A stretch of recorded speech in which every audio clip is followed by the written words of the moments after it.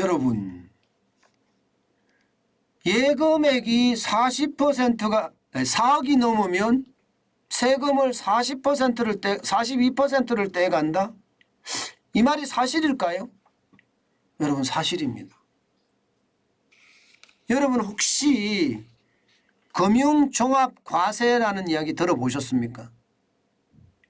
뭐 종합소득세라는 말도 들어보셨죠. 종합소득세, 종부세도 들어보셨죠.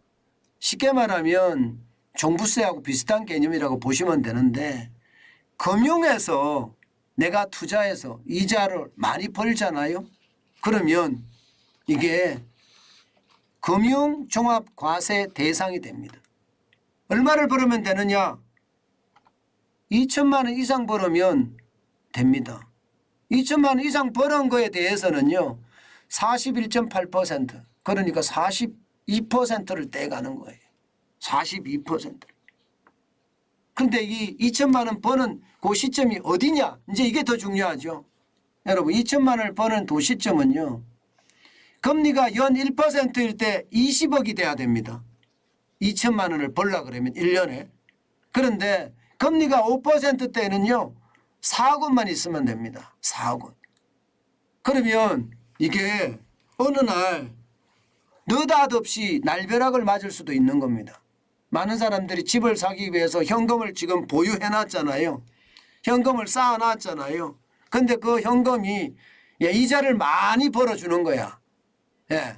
뭐 4억 정도가 되면 2천만 원이 넘으니까 어느 날 금융소득 과세가 42%, 41.8%라는 무식한 세금이 때려질 수도 있다는 이야기입니다.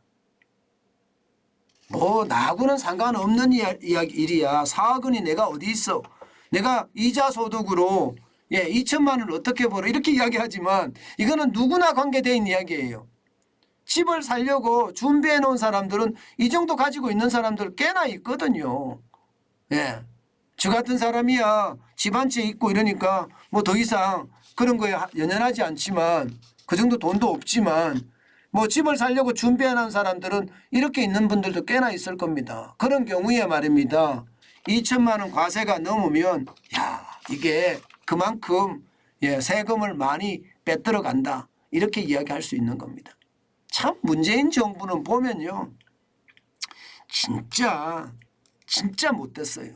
국민을 위하는 척 하지만 사실 국민을 위하는 것이 아니라 권력을 더 공고히 하기 위해서 각종 수단을 다 썼다. 뭐 이렇게까지 이야기할 수 있는 거예요. 각종 수단을.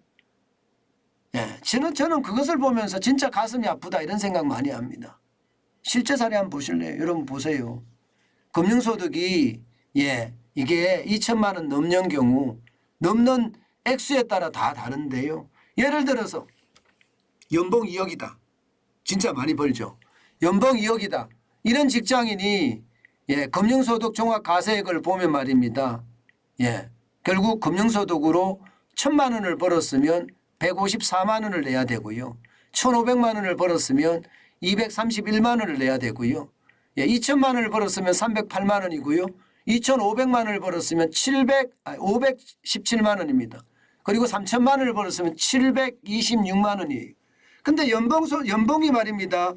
2억 원이라고 제가 달아놓은 것은요, 연봉 2억 원쯤 되면요, 이게 저축을 할 수 있거든요. 그런데 저축을 하면 금융소득이 나와서 이렇게까지 세금을 떼간다는 이유에서 이런 제목을 달았는데요.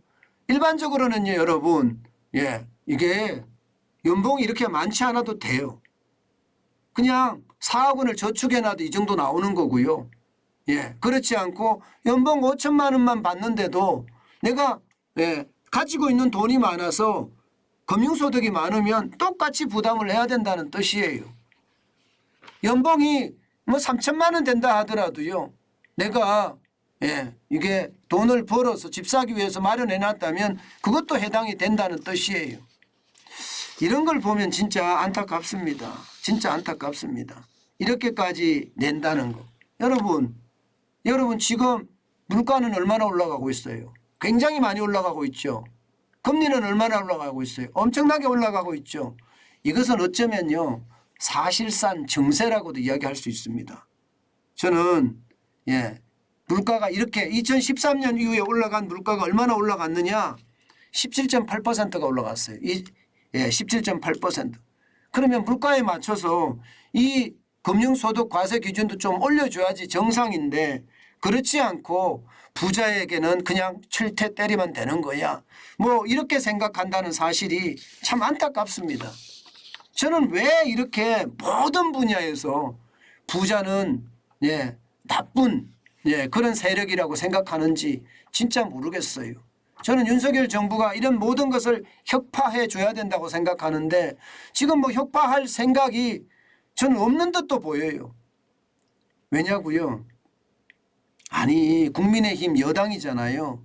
그러면 이런 금융소득세가 최하 기준을 3천만 원으로 올린다. 이런 법안을 만들어서 거대 공영 여당이라고 해서 가서 박아야지. 계속 싸워야죠. 치고받아야죠. 그렇다고 때리라는 뜻은 아니고요. 네. 그렇게 노력을 해야 되는데 노력을 하지 않으니까 이게 결국은 전체 국민들에게는 오히려 더 손해가 되지 않겠느냐. 그런 생각 진짜 많이 해봅니다. 저는 그 어느 때보다 여러분 국민을 위한 국민의 생명과 재산을 보호하는 그런 지도자들이 많이 나왔으면 좋겠어요. 자기 권력을 잡기 위해서 자기 세력들이 권력을 더 공고히 하기 위해서 이게 정책을 사용하고 이게 권력의 사유화거든요. 저는 그런 일이 더 이상 대한민국 땅에서는 발생 안 했으면 좋겠습니다. 그리고 이제 고리타분한 이 좌우의 대결 말입니다. 대한민국에서 말입니다. 이 종북 좌파가 있으면 안 되거든요. 저는 종북 좌파는 북한으로 가서 살면 되지 왜 대한민국에서 자꾸 혼란을 일으키냐고요. 그런 사람들이 있어서는 안 된다고 생각해요. 때문에 고리타분한 이념의 논리로 너는 옳고 남은 그러다. 이런 내로남불식의 생각 빨리 지우고요. 세계 경제 질서에 우리가 어떻게 국가 경쟁력을 만들어 갈지 거기에 대해서 고민하는 건 어떨까요? 정관진 TV를 보는 만약에 국회의원분들이 계시다면 제발 자기 권력을 공고하기 위해서 싸우지 말고요. 국민들이 좀 더 편안하게 살기 위해서 노력하는 모습 보여줬으면 좋겠습니다. 그게 모든 국민들이 바라는 일일지도 모르겠습니다.